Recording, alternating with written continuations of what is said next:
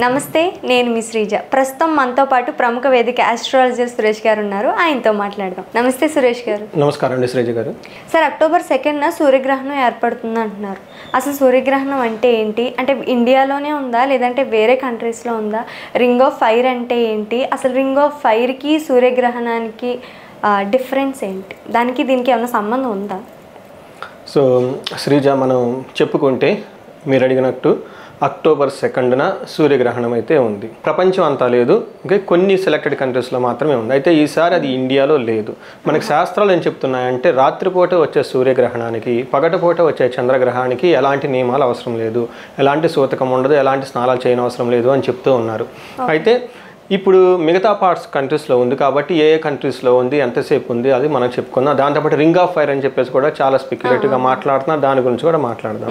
So ఇప్పుడు మనం వచ్చేటప్పుడు ఈ సూర్యగ్రహణం డేట్ ప్రకారం కనుక చూసుకుంటే, ఇండియన్ టైం ప్రకారం చూసుకుంటే అక్టోబర్ రాత్రి 9:30 నుంచి తెల్లవారుజామున 3 వరకు ఉందన్నమాట. సో దాదాపు మనకు వచ్చేటప్పటికి ఇది మనకి 4 hours అలా ఉందన్నమాట. అంటే నైట్ టైం వచ్చింది. నైట్ టైం మనకు వస్తే ఏం చెప్తారు, మనకి సూతకం అవన్నీ పనికిరాదు, నైట్ టైము సూర్యగ్రహణానికి విలువ లేదని చెప్పేసి శాస్త్రాలు చెప్తూ ఉన్నాయి అనమాట.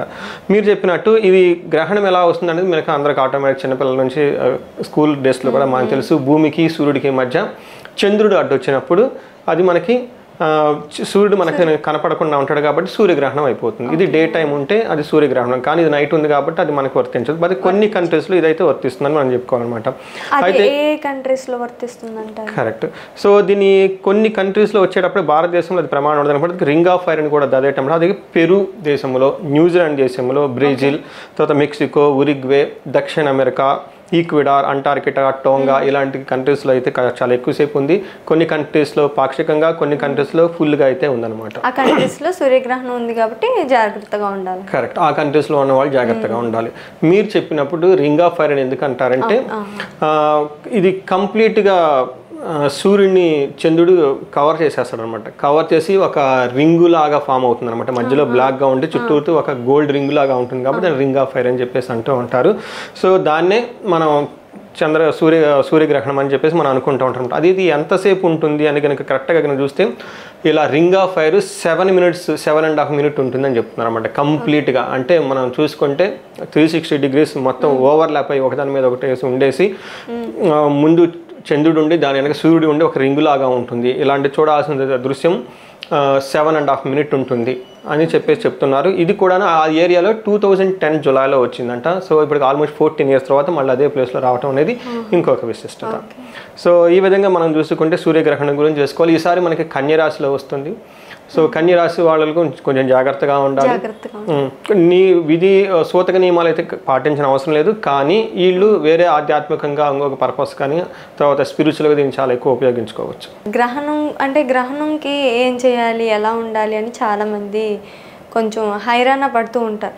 సో గ్రహణంకి అంటే ఎలాంటి దాన ధర్మాలు చేయాలి, దాన ధర్మాలు చేస్తే ఎలాంటి ఉపయోగం ఉంటుంది, అండ్ స్టార్ట్ అయ్యి ముందు చేయాలా, స్టార్ట్ అయిన తర్వాత స్నానం చేయాలా, అన్నిటి గురించి చాలా చక్కగా వివరించారు.